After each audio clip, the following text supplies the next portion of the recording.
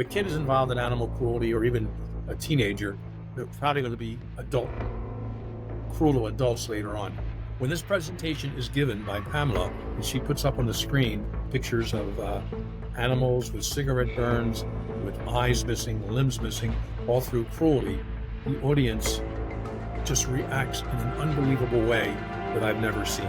There's yelling at the screen, they're cursing, put that person in jail, hang them from the highest tree. They didn't do this for the women and kids pictures from the first 3 or 4 presentations, but they did on the pictures of the animals. And that's fine. Animals, of course, should not be tortured, hurt, killed, anything like that. But hello, everybody, and welcome back to another episode of Cold Red. I'm Ray Carr, and with me always is Fitz. Fitz, how you doing? I'm doing well, Ray. How are you? Outstanding. Well, today's episode, Fitz, we asked our audience to submit some questions that we might be able to read, as this is our season final. And boy, oh boy, the response was overwhelming. So I'm really excited to get to some of these questions. But in the meantime, Fitz, you and I were talking about current events and other subjects that we might want to talk about today. And one of our producers made a suggestion, and I thought it was a pretty good one. He said, there's multiple fans of ours that continue to ask what our idea or what we feel about some of these movie and television series that are out there that are representing the FBI. And what do we think about them? Do we think they're good or do we think they're bad? So I'm going to open up to you, Fitz, and without mentioning anything, what do you think just about overall with some of these things?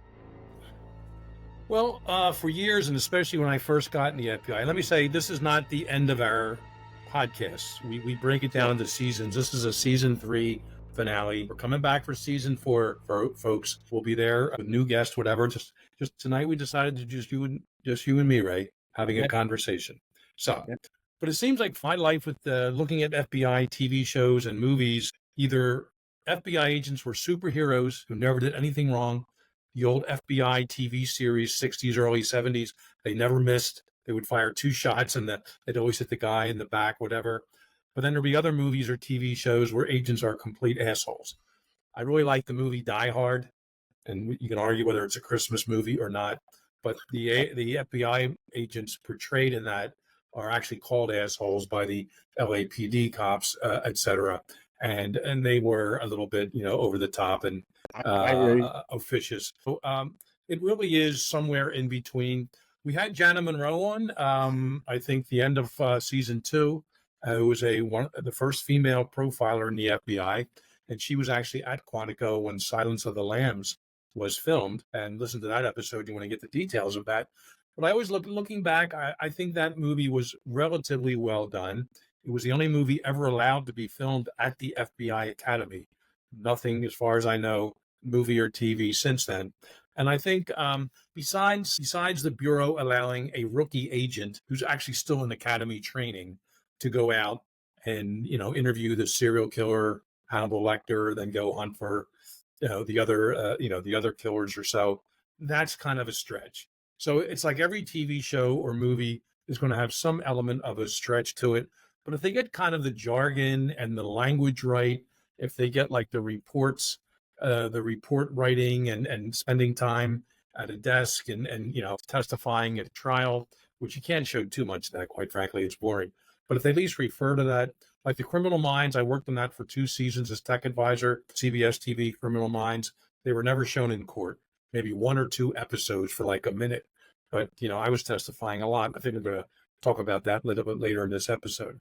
So the last thing I'll say here, and I'll turn it over to you, I polled a couple of my buddies today, Bobby Chacon and Maureen O'Connell, who's going to be a guest in a future episode, and others. And they said there's a movie from 2007 called The Kingdom. Now, full disclosure, I'd never seen that movie. But they said as far as overall ethics and protocols and policies and how the agents would react with one another, it's apparently an international, a bombing takes place somewhere in Africa or the Middle East. I'm not sure. But it just says the FBI was portrayed very accurately, certainly the tactical elements of it. So that's kind of a summary for me. I'll let you talk, and I want to come back and talk about a show which I think, while it was a decent show, it had some pretty sloppy FBI, actual FBI elements to it. But so there's a little summary of what I think was um, some of the better FBI related movies out there. I'm kind of with you. A lot of these movies that they put out, you can't lose sight that the movies are for entertainment. So there's always going to be a little bit of flavor, just so that people want to keep watching. Because the life of an FBI agent when you're working is not all that exciting all the time. I mean, there are times when it's really, really exciting, but for the most part, you're sitting around. And one of the best TV shows I've ever seen, I know you're going to agree with me, was Barney Miller. I thought that was one of the most accurate shows. But I'm going to tell you, the one movie that continues to stick with me was just before I came in '88. And I'm sitting down watching a movie, and it was a Miami shootout. Yeah. One of our guests was on here who was involved in that Miami shootout. And when I saw that and my wife watched it, she says, "You're not going to be doing that, are you?" And I says, "I have no idea." She goes, "Well, you have your accounting degree. You're going to be doing white collar crime." Well, just goes to show you that I never did a white collar crime case my whole time in the bureau. It was all violent crime, and most of it was bank robberies. And when you think about it, you were in New York, I was in Philly, and I remember transferring in from Buffalo to Philadelphia, and I remember saying, "Yeah, we're having a hard time with bank robberies in the city." This is just the city of Philadelphia, which is not, it's a good size, but just in the city, we had over 300 robberies just in Center City. That's not going out into Germantown and the Northeast and into the counties. And there were 26 armored car robberies. So we're going to 2 or 3 a day, and we're thinking, and there's people being shot and there's shootouts and things of that nature. So those were some of the most active days that we were engaged in stuff, because in the morning you're hitting things for warrants, and in the afternoon you're going out to bank robberies, and then later in the afternoon at night when the banks close, you're typing up all the reports. Thank God we had a steno pool, because I was not good of a typer to begin with to be able to do some of those things, but it was amazing. Amazing, Jim. Well, yeah, and I was the same way in New York with 450 bank robberies, I think in 89 or 90. Well, back to TV shows, yes, you're right. Ed Morales was the guest in our first season, who was not only a survivor of the 1986 Miami shootout, but he was the one that kind of ended it with some great injuries to himself. But he survived it. He was my class counselor at the FBI Academy in 1987. We were the first class he ever took through. So again, I would suggest to people, listen to that episode from season 1 of Cold Red. Yeah, but you're right. There was NBC. It's a lot different now with TV, but NBC in the late 80s, early 90s did about 4 or 5 different movies of the week, if you will. And some of them were 2-parters. In fact, most of them were. And the byline, or the title was "In the Line of Fire, : and then it would talk about the case. And you're right, the movie to which you just referred, "In the Line of Fire, the Miami bank robbery shootout," or something like that, and in which 2 agents, of course, lost their lives, several injured, including Ed Morales, who was our guest, who has a few books out, including one about that. So that was a very well done series. And that brings us back to, I'd be remiss if I didn't mention Manhunt Unabomber, which was aired on the Discovery Channel in 8 parts in 2017, then went to Netflix. Obviously, that story was about the Unabomber case. I authorized them to use my name. Worthington portrayed me. And they got the FBI tactical stuff, the FBI language, protocols, policies. I made sure they did their best to adhere to that. Now, of course, as you said early on, Ray, these shows are about entertainment. They want to bring in an audience. They want to make money. And there was literary license in Manhunt Unabomber. I've discussed this before. The Fitz character, who's me in real life, never actually interviewed Kaczynski, and that's a main part of the series. Issues like that, movies and TV shows will sort of, get away from reality.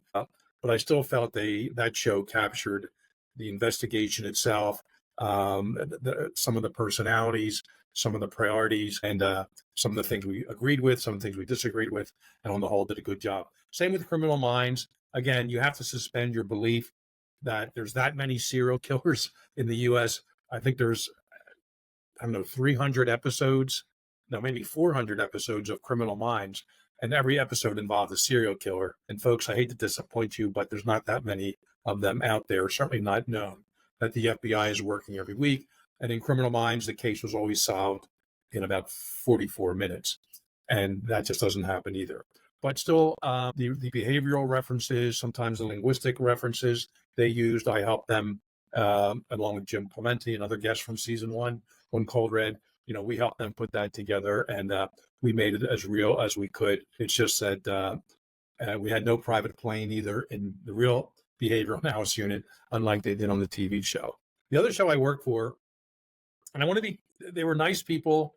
They paid me for a season. I actually was a co-technical advisor, was a show called Sleepy Hollow. And it was about an FBI agent somehow in New York State running around after a headless horseman that involved aliens and demons. And she was an FBI agent with and involved in a small office up there. And there were so many protocols that were violated. She's stealing evidence.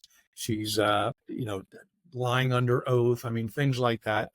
But it was a fun show for entertainment purposes.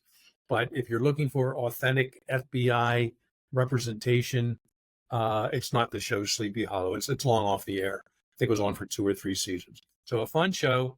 I'm not saying don't watch it, but don't look at that particular show for FBI realism.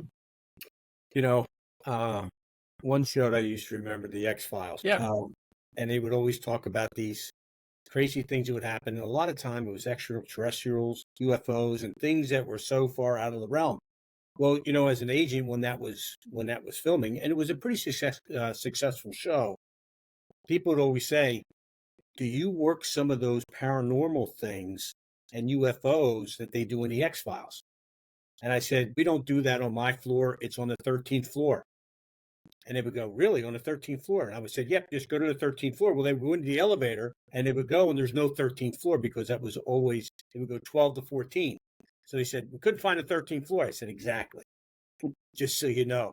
But I always found when I looked at some of the old-time movies and some of the old-time shows, like the old-time movie, The FBI Story with James Stewart. Oh, yeah.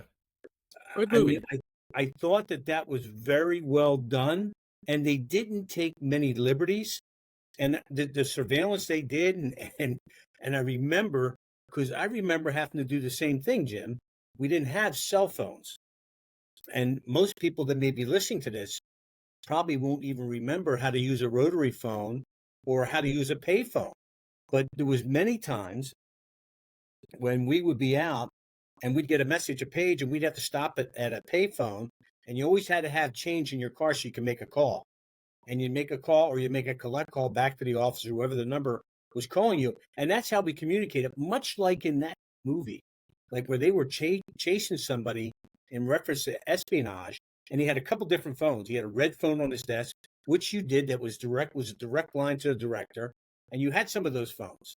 And those were some of the things. And we used to have phones in the FBI offices, and some of them, we had a phone that was a hello phone. And we would use that phone for certain people to call, So, and anytime you answered any other phone in the office, it was FBI Philadelphia. But when you answered this phone, you would say, hello.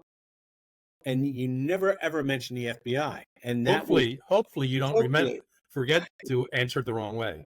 Usually there's a big card, 8.5 by 11, card, hello phone. So you'd be reminded not to say anything else. Right. So that was always the type of thing where we were doing something, even undercover. We didn't have cell phones like these undercover cell phones. That was a hello phone. And then eventually they got rid of those.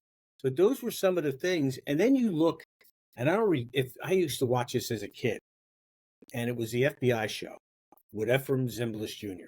And it was one of my favorite shows. And it was about the FBI, and it came in parts. Part 1, and the next after the commercial, part two. And it kind of broke you through. And what you were really doing is you were looking at the climax of an investigation, because most investigations in the FBI last months, if not years. And that last piece, that last day when it comes together, where you make an arrest or you're putting some things together, that's when all that stuff comes together. But that's when the fun is. But all that other stuff is needed in order to put your case together. So people think this is great, just like you were saying. Hey, in Criminal Minds, in 44 minutes, we had this case from soup to nuts done.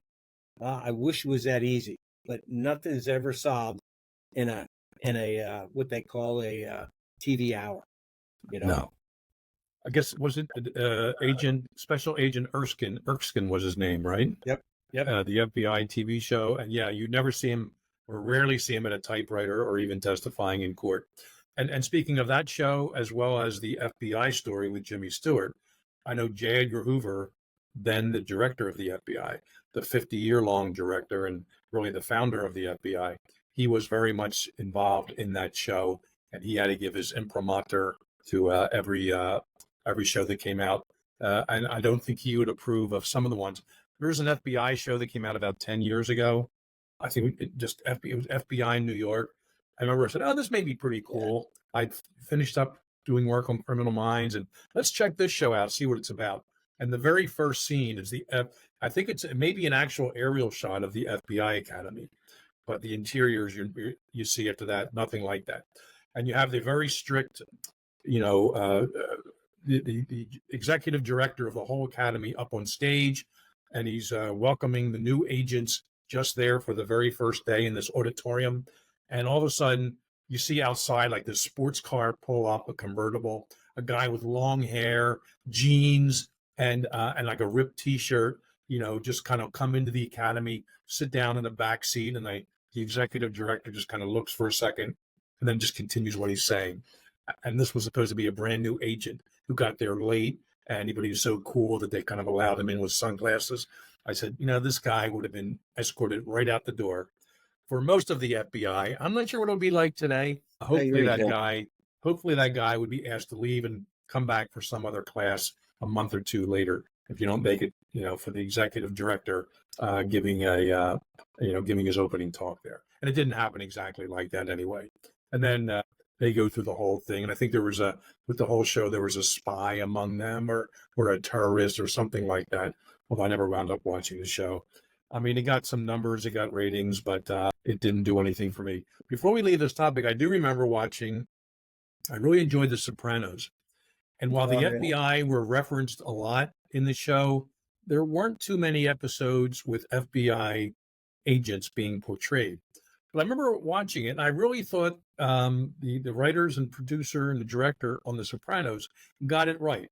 The agents weren't like superstars. They were kind of average-looking guys. They pulled Tony along the side. They knew you don't talk to these guys in front of others. You pull them off aside. I know, like after 9/11 happened, Tony was upset about, of course, what happened in New York and around the country. And he was actually looking to cooperate a little bit with the agent. They just had a decent, and I know you talk to mob guys. I did. And, if you get them aside, you just treat them like a gentleman. You're not yelling and screaming. And I always liked in The Sopranos how the FBI were portrayed. Not superstars, not heavy-handed, but they just came across, and they did lock a few of the guys up sometimes. The Sopranos always knew, or Tony and the gang always knew that the FBI was after them. But I think on the whole, they were portrayed throughout that series. So I know that was a question from one of our folks. I hope we kind of gave a let me add a little bit to that, Jim. A summary there. Here's a little bit of a story. In Philadelphia, we had an arrest, and it was a takedown of the Philly mob. John Stampa, Joey Merlino, and the whole slew of other characters. And I remember I was coming up, I had another hearing, and what they were doing is they had their initial appearances. So after these guys are arrested on an arrest warrant based upon an indictment, so what happens is there's an indictment, and then an arrest warrant's issued by the judge. We go out and we arrest them. We lock them up. They go down into the marshal's holding area, and they're in that holding area until they have their initial appearance. And in that initial appearance, what happens is they're telling them they're kind of finding out what their fate's going to be. Am I going to jail, or am I going to get bail? With all these guys, there was no bail. But I remember coming up, I had a bank robbery initial appearance as well. That was a continuance. And I'm coming up in the elevator, and there's this little old woman in the elevator. She's got to be in her late 70s, early 80s, and she has a walker. And there's a guy in there in a black leather jacket with the hair slicked back. You could tell he was a wise guy. He was one of the lower level guys that didn't get locked up. Let me guess. Gold chains and a pinky ring. Exactly. So he described him perfectly. So I'm coming up. He sees me. I have the FBI pin on my jacket, on my suit jacket. And he looks at me, gives me the up and down look. And I look at him, right? Like, what are you going to say? And he looks at this old woman, and he knows her. And I forget her name, Mrs. Giacchetti or something. He says, Mrs. Giacchetti, I thought you were going to get a new motorized wheel thing to be able to get you around. And she goes, oh, and I forget what she called him, Jimmy. She says, Jimmy, I couldn't afford it. And he says, don't worry, I'll steal you one. And he looks right at me, right? So I just start laughing. And then he start laughing. But it was a game, but he had the respect. But he said, let me see if I can get a rise out of this guy, which he didn't. And I just went in and I said, hey, good luck to you with that, trying to steal that thing, as we get off the elevator. And he laughed again. But that's the kind of relationship these guys had with everybody. And don't forget, one of our top guests we had, and I think that was also in season 2, Jim, was Joe Pistone. Oh, yeah. And Joe Pistone, they made a movie about Joe. He was undercover, and he was actually Donnie Brasco in that movie. So, and he talked a lot about that. So, and there was 2 episodes with Joe. So, by all means, definitely listen to that one. A lot of information in reference to that. It really was a good thing. But there's so many movies out there. I mean, Jim, I wouldn't know where to go with it. But anyways, why don't we move into some of these questions? You okay with that? Or you want to go through that? But before we do that, let's talk about something kind of topical. Okay. And we try to avoid sort of partisan politics on our podcast, and we're not going to go there tonight. But I'm an assistant professor at Pennsylvania Western University.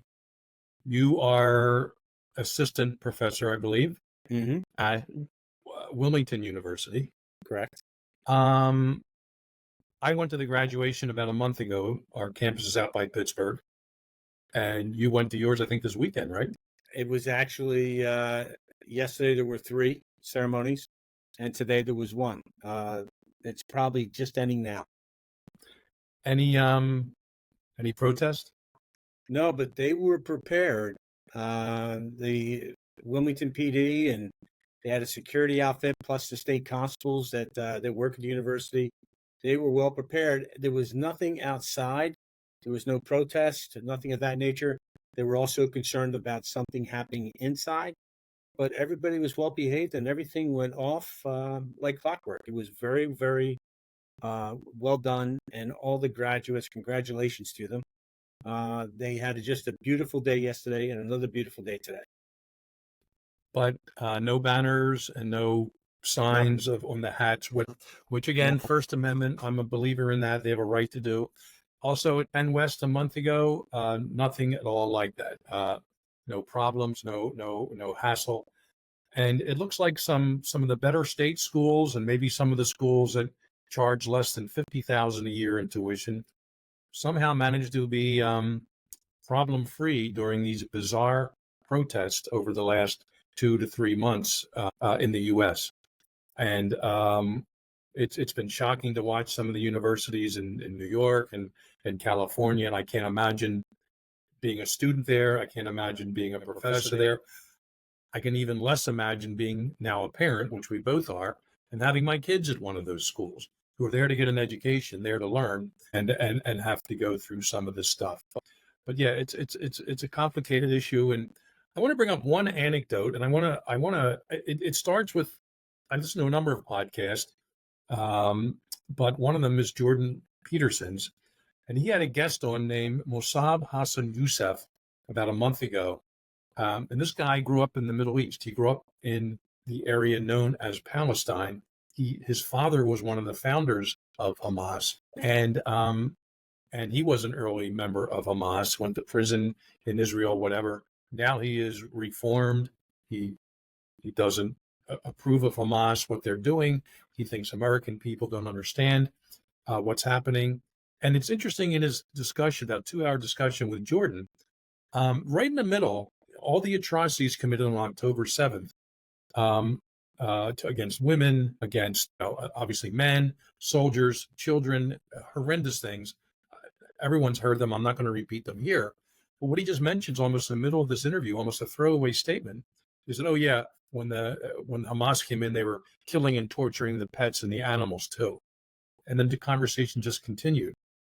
And I'll never forget, I gave a presentation in New York City with a friend of mine. Her name is Pamela Frost. She's an attorney, and she was involved then in the Animal Legal Defense Fund.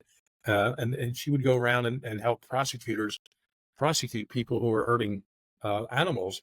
And I was at this presentation. We were on a stage giving like different presentations, and there's like 50 to 80 people in New York City in the audience, and they're listening to us. It's all going to tie in, by the way, if you're out there listening or watching, to what I was saying earlier about this interview on Jordan Peterson.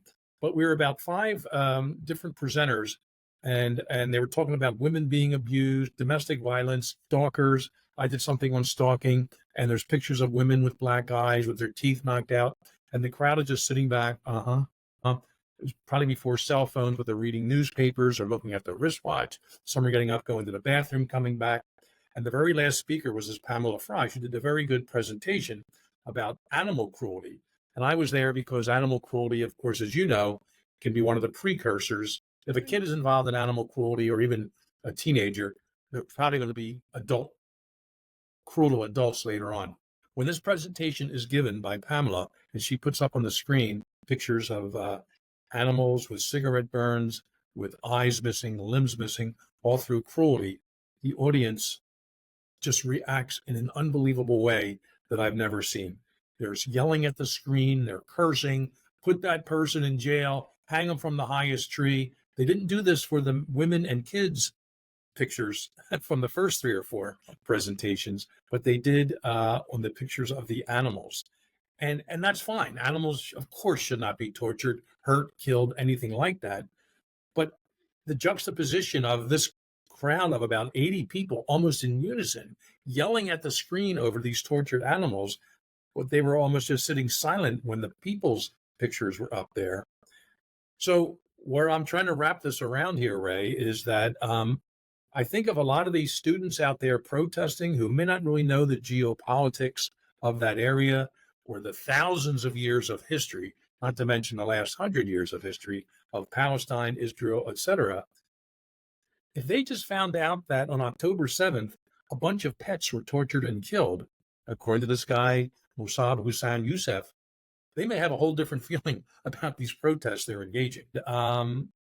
If no one else gets that out there, we'll put it out on Cold Red here, and just so you know, and don't have to take my word. You can listen to that interview on Jordan Peterson's podcast, but there were animals tortured on October 7th.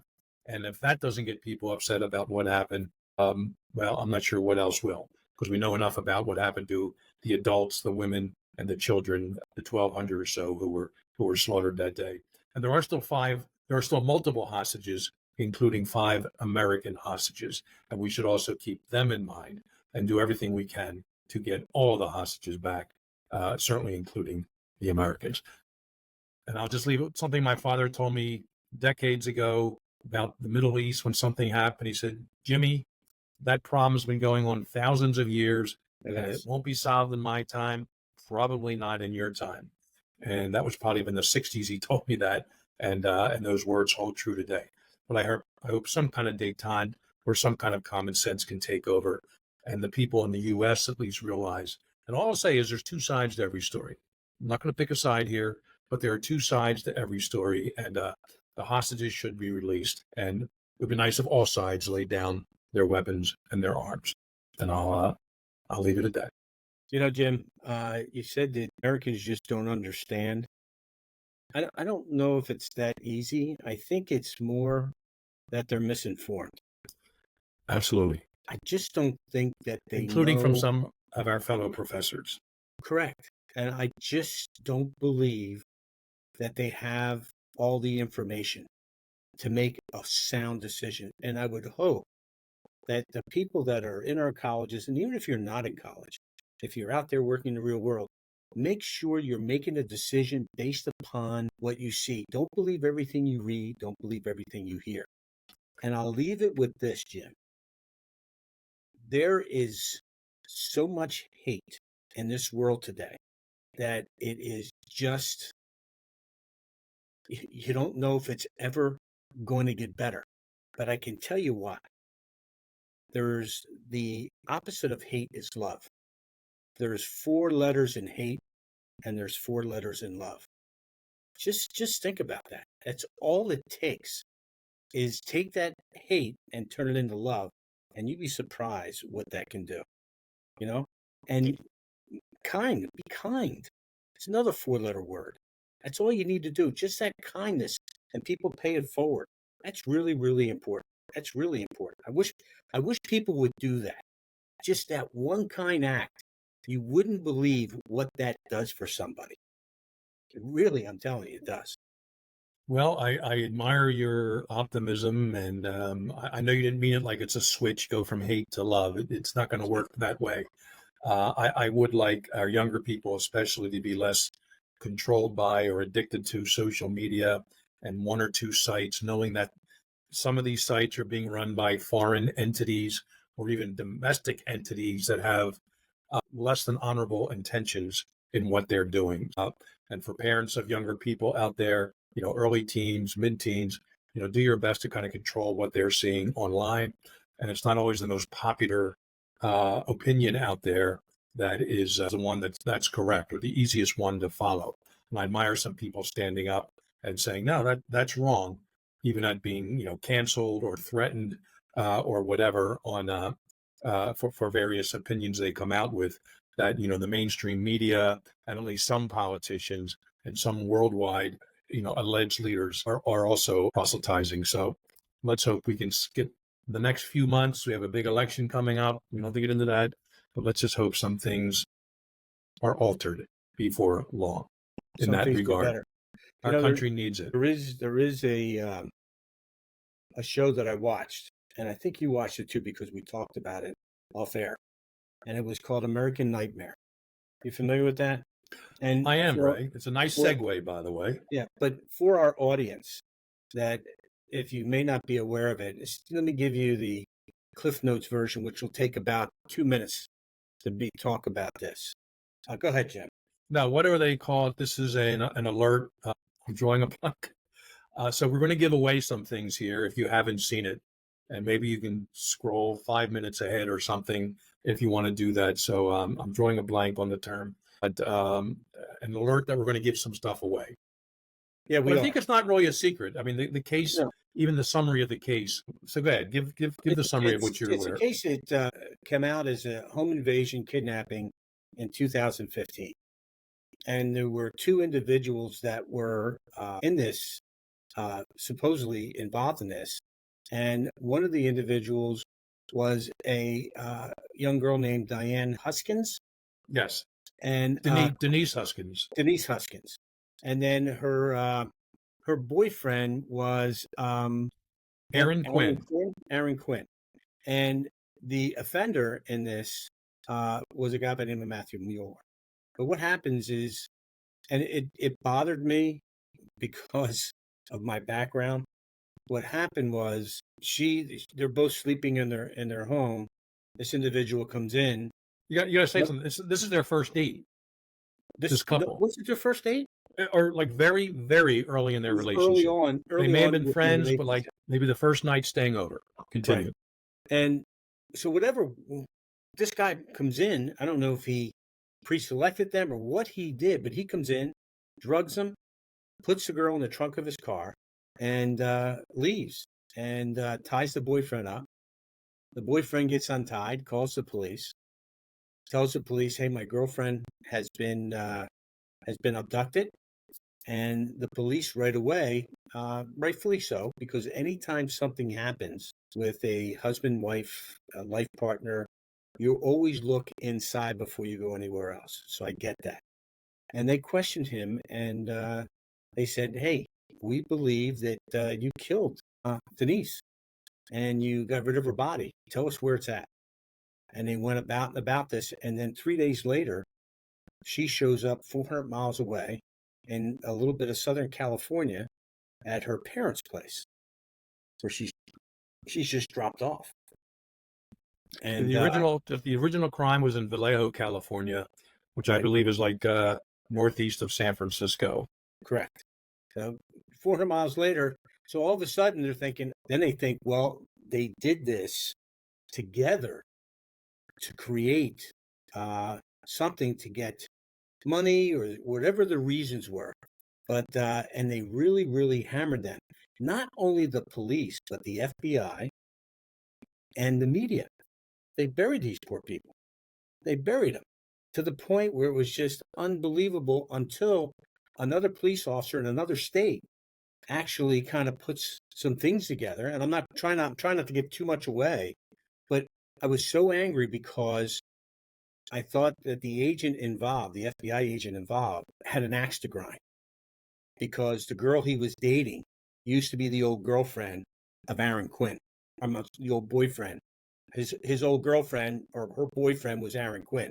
So he was a little angry and he tried to get both of them before his girlfriend. And I believe that Denise and Aaron were both physical therapists.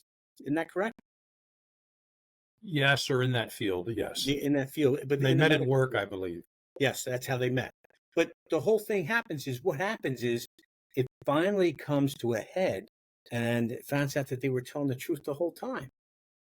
But it's a great, great show on Netflix. It really is. Yeah, I would recommend. We haven't discussed too many TV shows because we usually have guests on, and maybe they're talking about a TV show they're going to do, and that's fine. But it's rare that we get into kind of in the weeds a little bit, and we're not going to spend a whole hour on this. Just a few more minutes, maybe. But it was a very well done show, and I vaguely remember it when it happened. I mean, there's so many things that happen, and I'm Yeah. working cases like I know you are in retirement, and Mhm. and sometimes you just have to kind of put some stuff to the side. Vaguely remember a woman kidnapped, and then you hear nothing, and then you hear a few days later, oh, they think she was involved in it with their boyfriend, some kind of money making deal. And you kind of lose track again. The next thing, no, someone is arrested for it. But let me say this again up front, and I've said this depositions. I've said this in public many, many times. For ransom, for profit kidnappings are so astronomically rare, statistically speaking, rare in this country. They just don't happen.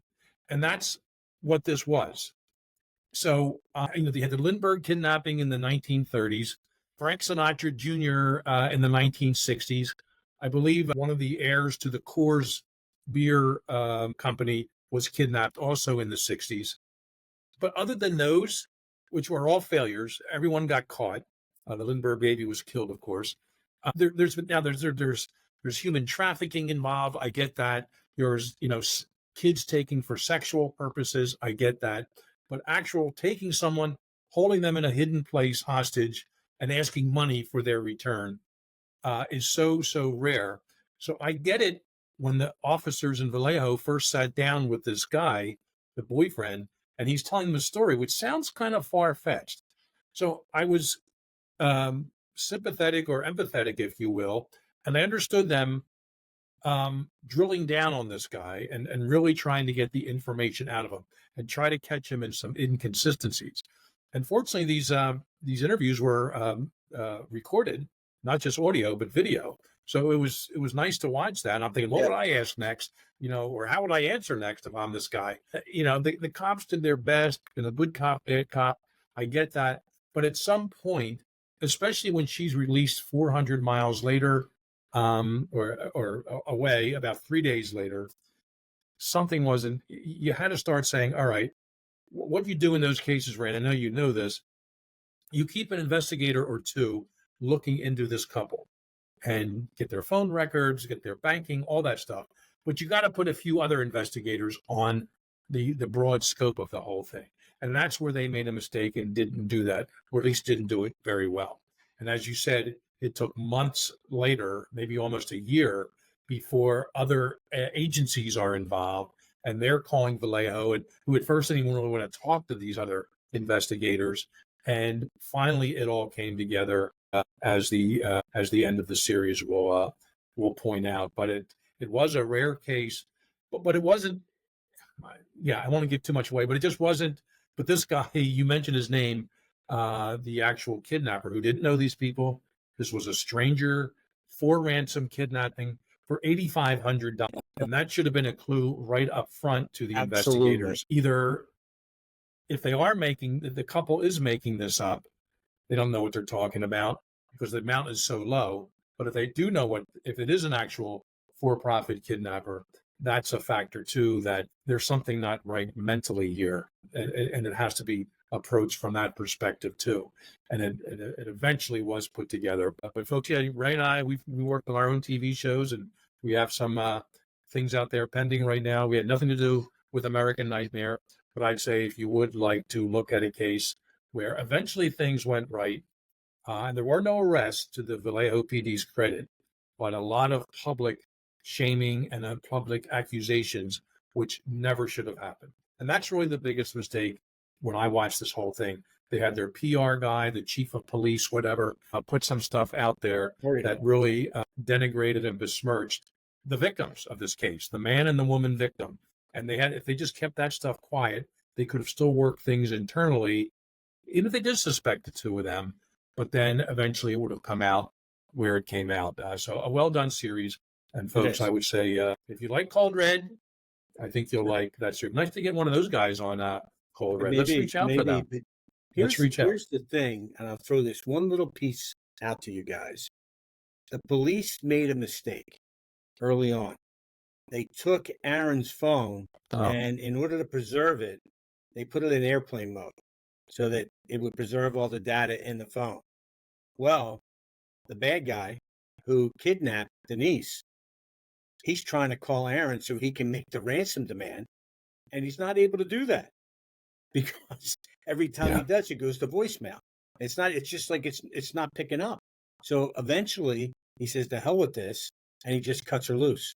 Yeah. But there was nothing, no message or anything of that nature because he didn't have any other number to call but that number to Aaron. And for $8,500, Jim, you're so right. That should have been the first clue. Who kidnapped somebody for $8,500? First thing I'm going to look at, who needs $8,500 to pay off a debt or something? First thing I'm thinking of, but unbelievable. But we'll leave that to you guys to be able to, our listeners, for you to go and listen at. There's another thing that came out that you and I were talking about earlier, the Menendez brothers. Huh. I'm going to turn that over to you, Jim, and I'll give my piece at the end with it. But why don't you kind of share with our audience I think it came out today or yesterday, Jim? That I saw it, yeah. We're not going to spend too much time here. For the record, neither Ray nor I worked this case or anything to do with it. Some of the BAU folks may have interviewed them over the years. But yeah, the headline was Fox News. Lyle Menendez, who shotgunned parents to death with brother, plans for life after prison amid new appeal. So a lot of people are now in prison because they were younger when they were sentenced. They're looking to get these life sentences without parole overturned so they can get out. So yeah, he's apparently the model prisoner, Lyle Joseph Menendez, who now goes by his middle name, Lyle, and his brother Eric, both in their parents' Beverly Hills home in 1989 with shotguns and used I think a whole box of shotgun rounds to kill both their parents. Years later, for their defense, they claimed their father sexually abused them. Now, Ray, you and I have had two guests on Cold Red who were abused by people, and they wound up killing them and going to prison for a number of years. And it was two brothers. I think we interviewed the one brother, and then the young woman in L.A. Who killed a guy who basically was raping her since she was 12 years of age. But they both went to prison for that. So, there are mitigating circumstances at times. But I think this whole thing with the father sexually abusing them, that whole defense came out later. the point is, I just, this is a very well-known case. It's almost, I'm not sure if they literally did this, but when they were finally convicted in court and sentenced, at least a joke at the time was, if it didn't happen, indirectly, was that they were pleading to the court because they're orphans and that he should be getting a lower sentence.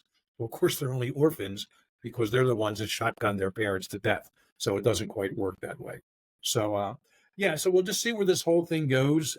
But what's interesting is one of the brothers, I think it was this Lyle who used to be Joseph, that's just Lyle's middle name, he actually called into CrimeCon. And there was a live phone call to the audience in CrimeCon who was listening to this parent killer talk on the phone. And they even said during the conversation, a recorded voice came in, a woman's voice, just so you know, everything you say will be recorded by the California prison system. But then the conversation continued, what was ever happening. Just a bizarre set of circumstances. And when prisoners can call into something like CrimeCon and state their case, again, First Amendment, I get that. I'm supportive of that. Ray, you and I have to talk if we'd actually want one of them on as our guest. I guess it could be interesting, but they don't deny they pulled the trigger. Actually, Yeah. 2 triggers. No ands, if, or buts, only because allegedly it came out later that the father sexually abused them.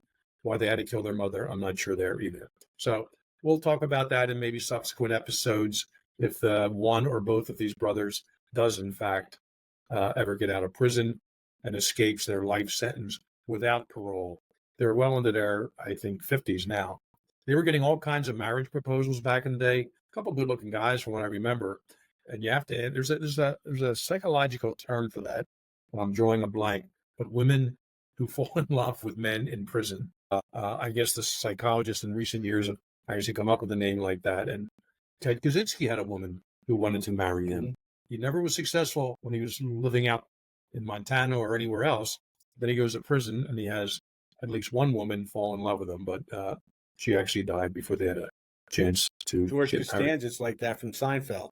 That was an excellent episode. There you go. Then once she got out of prison, the relationship didn't work anymore. Exactly. Funny how that works. That was a good one. But Jim mentioned CrimeCon. And for our listeners that don't know what that is, CrimeCon is a kind of like a symposium. Public sector, for-profit. Public sector, for-profit, for all of the podcasts that occur within the United States or all over the world for that matter. Well, no, hold on. Podcasts can go there. Correct. CrimeCon doesn't sponsor them or... No, they don't. They do their own they set up tables. Guest speakers. Yes. Guest speakers come in. They have these different things. As a matter of fact, I submitted something a little late. I submitted it, I guess, in February, March for the one in June to talk about a case that Jim and I worked. But they didn't, they said no for this one because they had everybody, but asked me to reapply for next year's. So we'll see where that takes us. But Jim, I hope they don't get out. I hope they never get out of prison. But you can never tell. I mean, life doesn't mean life. Death penalty doesn't mean a death penalty anymore. What are you going to do? Well, if somehow their parents can come back to life, maybe I'd consider the brothers getting an early release. But until that happens, I think differently. Ray, we have some other questions from our guests. Do you want to get into a few of those? Great, let's go. Our first question is from Leah Pietrusak from Chicago, Illinois. And Leah's question is a two-parter. I'm going to throw this out to you first, Jim. As a kid, what did you want to be when you grew up? Leah, I had no friggin' idea. And once I got into my teen years, it actually bothered me. And that's why I wrote my first book in my memoir series, A Journey to the Center of the Mind, Book 1. I was just taking the reader through what my life was like and what actually steered me into a life of into the criminal justice system. I really was confused, not in a bad way. A lot of people are, of course, when they're young. And I went to Penn State, and I was an English major, psychology major, and finally, what's this? Law enforcement and corrections. I've always kind of been interested in the criminal mind, whatever. I took a criminal psych course when I was still a psych major. I said, you know what? I'll get this degree, maybe be one of my professors or a probation officer. Yeah, I'll be a probation officer. That's it. But then jobs were tight in the mid 70s, applied to some police departments, wound up being a police officer in suburban Philly, 11 years after that, FBI, and that's my career. If you go on YouTube, Fitzgerald, TEDx, I give about a 12-minute talk on that stage of my life and what are some influences. And I think a lot of young people, it is a confusing time. You don't know what you want to be. But I think what it comes down to is find something you like doing, find something in which you have an interest, as long as it's legal, and then get someone to pay you for it. I guess with YouTube and being an influencer now, you have a lot of choices there, but not everyone makes the hundreds of thousands of dollars or the millions of dollars. So pick up some kind of skill trade. Nothing wrong with the trades. You can get, electrician, plumber, something like that. You want to get a degree, that's fine too, but kind of know what you're going to get into and have a degree that's, the first half of liberal arts can be fine, but make sure that the second part of that undergrad degree, or certainly a graduate degree, is actually something you can apply to the real world. So, Leah, I did not know what I wanted to be. If you'd have told me when I was 15 I was going to be a profiler, I'd say, excuse me, that term hasn't been invented yet or coined yet. But law enforcement, me, FBI, I watched that TV show. I'm not so sure about that. So a lot of that is in my first book and the influences I had from older people in my old neighborhood. Some of the older kids became cops, and we'd meet them after a 3 to 11 shift, have some beers. I just thought their stories were fascinating. So, Rand, that's a summary of kind of me not knowing what I wanted to be. Answer, Leah, to your life story. Leah, I'm going to be honest with you. I'm totally opposite of Jen. I always knew I wanted to be a cop. My uncles were cops. My cousins were cops, all Philadelphia police officers. I knew from the time I was 5, 6 years old that that's what I wanted to do with my life. I'm one of those lucky ones that always knew that. And the funny thing is just because you want to do something when you're younger, you don't always get to do what you want. I'm one of the lucky ones. I started out like Jim. I went through college, and I started out working at a juvenile correctional facility. It was an open facility where there were no locks or bars. It's a place called Glen Mills, where I worked with kids that were delinquents, kids that were adjudicated to this facility by the courts. And it gave me a real appreciation, and it taught me a whole lot that helped prepare me for my bureau career, and taught me about relationships and how important they are. And everybody knows how important relationships are, especially when you're in law enforcement. So that's what it is. I knew what I wanted to do. I'm still doing it. I'm like a little kid in a candy store, Leah. I'm having a great time. And I'm well into retirement, but I'm still not sure what I want to do next year in terms of it's not about money anymore. And actually it never was. And I have some friends that made decent money in the private sector, but they would tell me secretly I always hated my job. But they had boats before I did, or a second home, and that's nice vacations. That's fine. I wanted a job that I enjoyed doing. And while if you read my second book, I was engaged in there's some political BS I was going through at my police department. But other than some of that stuff, I really never had a bad day at the job. Now, again, agents being killed, police officer friends being killed, they were very difficult days. But in terms of the job itself, I really enjoyed every day of it. Ray, related to that, Leah had a second part to her question. I'll ask it to you. Okay. Is it hard for you not to bring, in past tense, was it hard for you not to bring your work home when you're dealing with such heartbreaking situations, or is it just omnipresent? One thing that my wife always said to me, my wife of 42 years, God love her for hanging in there with me. Right. But, and my kids also said it too. They said, Dad, one thing and we can always say is you never brought the job home. And when I walked in through the front door, everything stayed out and I was Dad. And I never talked about anything. I never got into anything. I never talked about my job with my kids. They knew I was an FBI agent. And when you look or talk to people outside of your home and you're an FBI agent, people think that's really cool. At least it used to be really cool. I don't know what it's like today, but people thought that was really neat. And my kids didn't think it was a big deal at all. But their friends thought that was the greatest thing that what I did, because they only saw, make you think about it. They used to tell me when I first came on my job, they said, when you go out in the field, you're like a professional athlete. There's only so many professional athletes.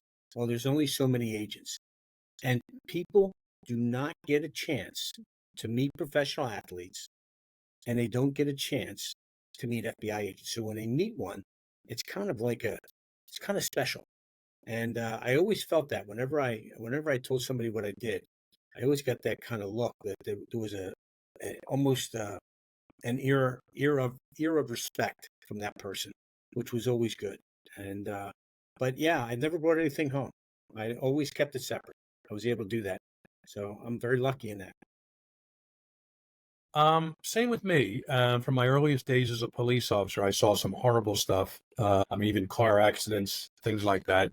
They were very disturbing. And, I would not come home and tell my family, certainly not my kids, of that type of stuff. Would I tell them funny stories?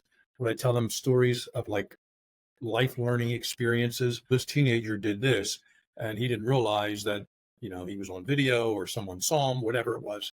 And I try to paint life stories that way that they would benefit from it. But no gory stuff, no bad stuff. From It was funny, for my police job, I was literally about a half mile from the police station. I rode my bike and walked for like half my career. I just put a plain jacket on. I was in plain clothes at the time, and there was a traffic signal, and I always said to myself, it wasn't always real easy to do, but once I hit that halfway point, I stopped thinking of work, coming home, that is, and start thinking of family stuff. Going into work, when I hit the stop sign, I was a traffic signal. It was a stop sign, became a red light. Then I would start thinking of work stuff, how I prepare myself for the workday. Years later, I'm still living in that area of Bensalem, Pennsylvania, every day commuting to New York City and back. There was a halfway spot. I think it was exit 8A of the New Jersey Turnpike. That's when I used that sign to leave New York and all the people behind me, the bank robbers, the mob guys, everyone I was dealing with, and start thinking of family stuff. And I would share humorous stories with my kids. I wanted them to know that, their dad was human, and I arrested this guy today, but nothing negative or nasty. The only part I'll add to that is, and I think, Ray, this work for you too. As a young police officer, I had a lot of good friends who were cops, both in my own PD and others. But cops weren't my only friends. And I look back at my career and I think the police officers and even FBI agents, the ones that got in trouble, the ones that got jammed up, were the ones that only had police officer, law enforcement friends. They were in that bubble, and they somehow don't get the the mindset of there's another world out there, That's true. and it's us versus them. So even in roll call, when I became sergeant, I would try to say stuff like, "Be safe out there," and whatever, and look for this stolen car, whatever. But wait for backup to do this, especially to the younger guys. But I just throw out too. I hope you all have friends from high school, your old neighborhood, college, or your former job, and that always worked for me too. And I also didn't bore them or try to gross them out with some things that I would have seen. I think that kept me pretty well balanced all these years. I'm still friendly with a bunch of guys I grew up with in my old neighborhood, high school, and we still play cards. And none of them, actually, one guy was a postal inspector, another guy was a firefighter in Philly. But other than that, just and I certainly have good FBI friends. And Ray, you're one of the top friends from the FBI. But there's people other parts of my life too that I think helps keep you balanced. So, you want to read Sam's question from Toronto, Yeah, Ray? our next question is from Sam in Toronto. And Sam asks, have you ever been called upon to be an expert witness? And if so, could you break down what it was like? The answer to that question is, for me, yes, about a dozen times. My very first time was in a court in West Virginia. I actually wrote about this in my fourth book, which will come out at some point. The FBI has it tied up right now doing their editing. But there was a serial rapist in which they could match him to like 8 of his victims through DNA. This is the late 90s, kind of the early days of forensic DNA, but they matched up about 8 of the cases, but there were 2 they couldn't. And these 2 detectives came to me from a rural West Virginia town, and they came to Quantico and presented the case. And well, nothing is funny about this at all, but I'll try not to be graphic here. But the women, the two victims where there was no DNA found, identified this guy, and they also described what he did to them. And basically, my first ever expert testimony was about the fact that a rapist, a serial rapist, couldn't maintain his, we'll say, his manhood and complete the rape. So instead, he used sticks, flashlights, foreign object insertion, as we say. And that is what linked that guy to the other 8 rapes, because he also did some of that with those other victims too. So my very first time ever testifying was in a preliminary hearing as an expert. And what this goal was to put all these cases together to, instead of having each individual trials, which defense attorneys wanted, they got all these cases to be run concurrently in one trial. And basically, I'm sitting in front of this guy telling the court and about 50 people in the courtroom that he couldn't get it up, and that's how I'm linking him with these other crimes. So it was kind of an odd first time testimony. And that was the only time I've ever testified. It's called linkage analysis. Profilers don't testify in court. You can't testify that to the profile of an unknown offender and then go in court. Oh, yeah, see, it matched. It wouldn't work. The investigators can use that profile, identify someone, and then collect the forensic evidence, DNA, fingerprints, whatever it may be, and that testimony be permitted. After that, as our audience knows, I'm also a forensic linguist. After that, my next dozen or so expert testimonies in both state court, federal court, criminal and civil court had to do with language analysis. And the first one was actually, I probably would have been a lot more nervous if I knew it. It was a stalking case in Newark, New Jersey, Roy Van Wyck.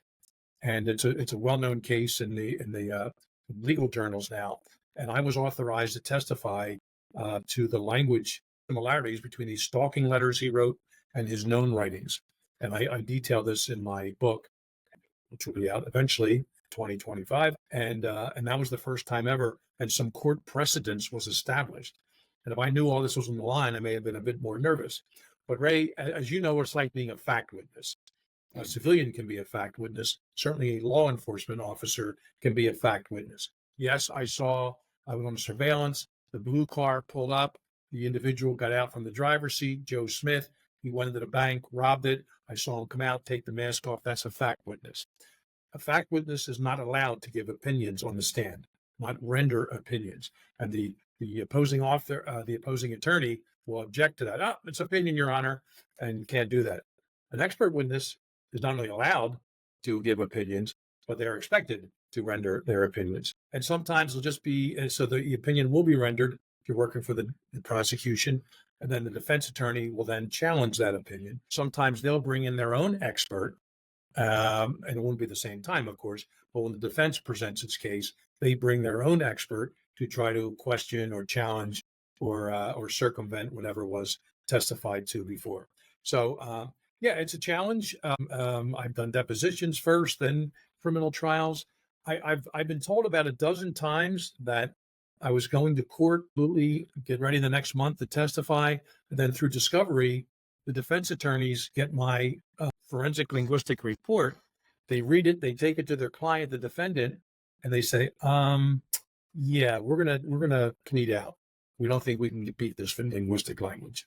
And I always felt, I'd love to say I have 25 different testimonies under my belt. I only, and I'm using air quotes if you're just listening, have 12. But there's literally been about 10 to 12 other cases in which my report really just sufficed in it being a guilty plea. And Ray, remember the stalking case in Australia with our Yes. with Dean McDonald and the detective? That case was all ready to go to trial, and a few weeks before they got my report, and they decided to plead out. Great police work there too. It wasn't just me, and not in any of the case, but that's my experience with expert testimony. It can be, it can be difficult. It can be tricky. You better know your science. You better have a background that supports it, and you better, in your analytical skill set, better be up to par with the various methodologies out there, or the methodology you use has been proven time and time again, and the results are at the 100% level, which, quite frankly, in my cases in which I've testified, we are there. So that's me. Ray, throw it back to you. Well, not as my expert witness testimony. I've only in 6 occasions where I've done it. Twice in federal court on behavior, and then in state court, I went in as an expert in reference to gangs, in reference to robberies and bank robberies, and talked about linkage analysis and talked about MO. And the thing that Jim didn't mention is that prior to the first time that I did this in federal court, I had to submit a CV. And I submit a CV, and what that is, it's a curricula vitae, kind of like a resume, but it gives everything that you've done, all the training you had. And then what happens is the defense attorney gets a chance to look at that. And if they disagree that you're not the person for this, what they'll do is try and qualify you. Or a lot of times the prosecutor will try and do that if there's a question. If there's no question from either the prosecutor or defense and the judge, sometimes the judge will ask you a question. And if the judge doesn't, then he qualifies you. Once he qualifies you the first time, it's very hard not to get it done again. But it's not automatic. It's not automatic the next time. That's correct. You still have to go through the process. It's difficult once you're in. It's like once you're in that club, it's a lot easier to get into it again. It's hard to get into it the first time, but once you get in, it's good to get in. And once you do it in federal court, state court is a lot easier. But it kind of makes you feel good when you're able to do something like that. And Jim's right. I've had the opportunity, and so has Jim, to not only provide information as a fact witness, but also as an expert where I offer my opinion. And I always thought that that's good when people ask you your opinion, because as a fact witness, as an agent, and everything we've ever been taught is you never, ever discuss your opinion, ever discuss your opinion. Yeah, and there we're not going to bore the audience with the different types of rulings over the years. The experts, you don't have to have a PhD to be an expert. I always like to refer to the movie My Cousin Vinny, where his girlfriend just happened to know about cars, and she's testifying to the tire width or length of the tread mark, something like that. And even Legally Blonde, there was an expert in there who knew all about hair issues and things like that. So, but there are different legal aspects to that. So yeah, and I cover about 8 of those different cases in my in the 4th book coming up. Just so happens the question being asked. I'm going to save this one question from Kelly until the end, Ray. But let's go to this one.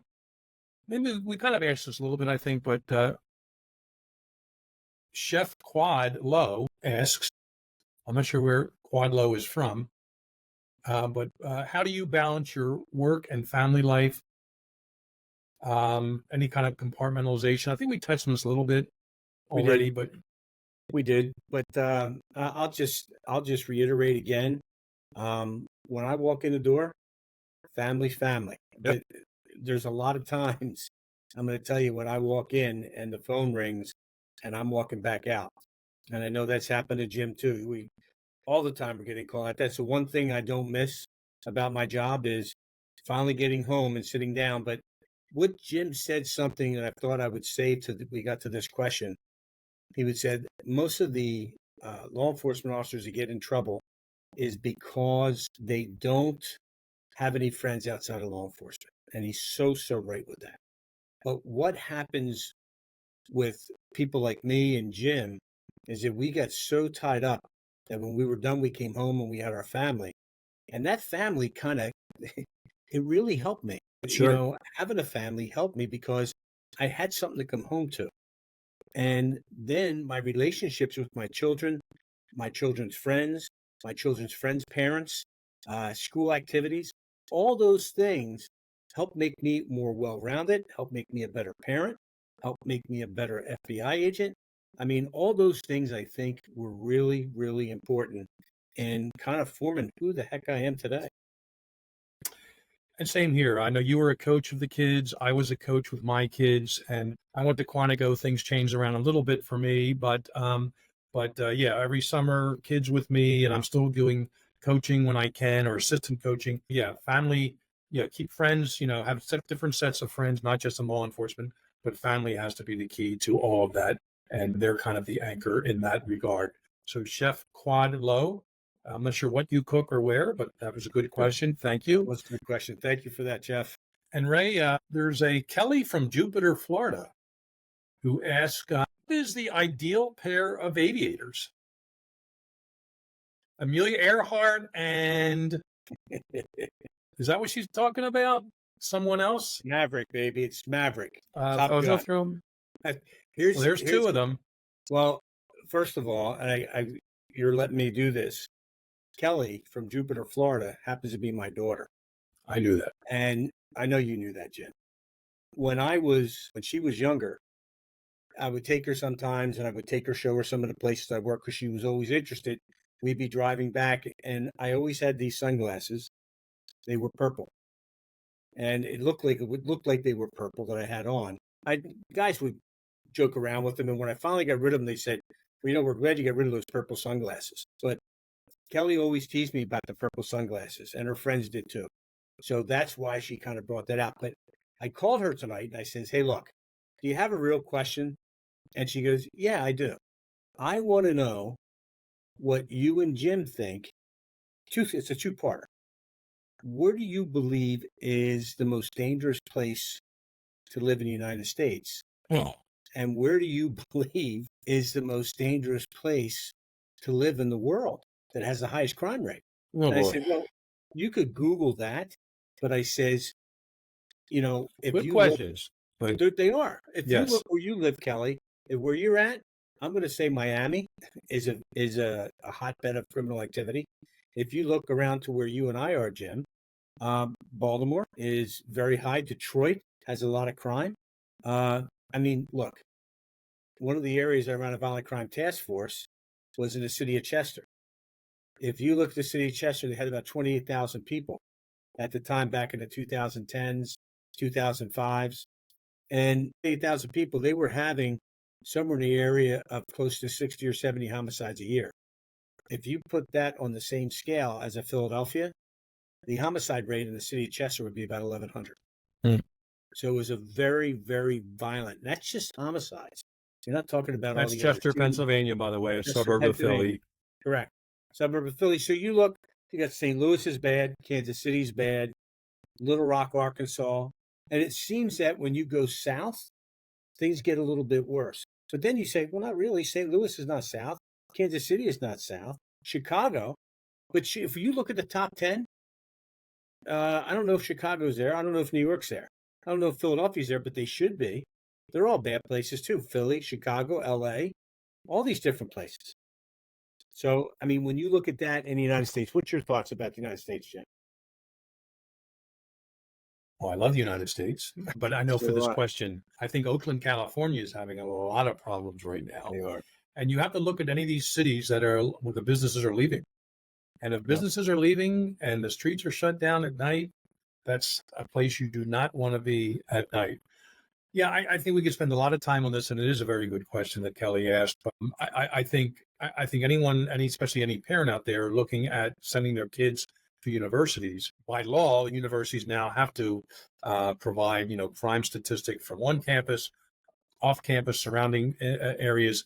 And to me, I would pass on a top 25 school, maybe for a number of reasons nowadays, but get my kid in a school that's safe.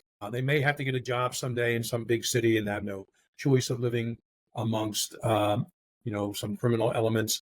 But boy, let their 4 years in college be sort of in a bucolic, semi-rural, or certainly suburban area. So that's just for that. And I'm not sure how I would answer. You'd have to look at some sheriff, around the country. What are the safest cities? Yeah. There are some out there, usually smaller towns, and maybe with a sheriff with a strong presence who has a good relationship with the district attorney. And when someone commits a crime, they get prosecuted. And if it's a bad crime, they go to jail. You're not seeing that in many of these large cities nowadays. And anyone I know that goes to New York, I said, when you're in the subway, keep your back against the wall. Don't make eye contact with anyone. Just, walk away from people if you have to. If you're a woman, if you're a guy, quite frankly, try not to go out after dark, travel in numbers, groups of people, and don't fight over property. It's not worth it. Your property is worth a lot less than your life. And it's just not worth it. People will stab, or stab and maim and shoot without even thinking twice nowadays in some of these large cities. So folks, just use common sense in that regard. When you look at the most violent cities in the world, South America is always Oh yeah, and there, yeah. Venezuela, Honduras. Look at Haiti in Central America.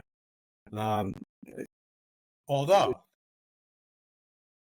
El Salvador has a new president, yeah, and he took like his military and called them the untouchables, if you know the old TV show and the movie, and said, I want to build a new prison. I'm going to get all these badasses in this prison. And I think like in a matter of a week, they have like 50,000 of these gang members in a prison. And the crime rate has plummeted. The violent homicide rate has plummeted. And places like San Salvador and El Salvador, the city, the country are so safe now. And it makes Chicago and parts of LA, certainly New York, Philly, look like the war zones they truly are. So you put these guys in prison, guess what? Crime goes down.